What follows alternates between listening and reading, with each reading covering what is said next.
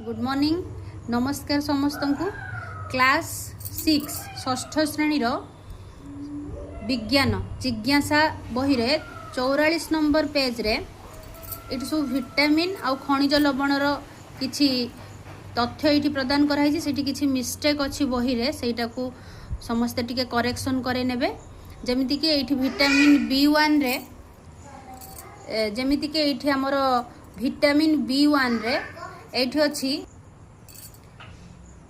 B1 रे एठी जो अछि गोड़ हाथ फुलिबा झिमझिम हेबा एटा पाद फुड़िया पड़ी लागिबा किंतु मुह नुहे एठी मुह को काटी के आपण पाद करिवे।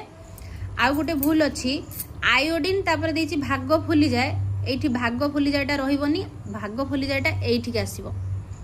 तो आयोडीन अभाव रे एठी शारीरिक एवं आयोडीन रो काम हैला शारीरिक एवं मानसिक कार्य करिबारे सहायता करथाय।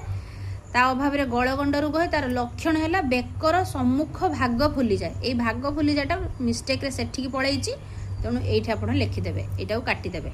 ओके थैंक यू आशा करुँच आपको भिडियोटी भल लगे ये विभिन्न प्रकार रेक्टिफिकेशन पाई मो चैनल को आप निश्चय सब्सक्राइब फॉलो लाइक कमेंट करेंगे। Okay thank you.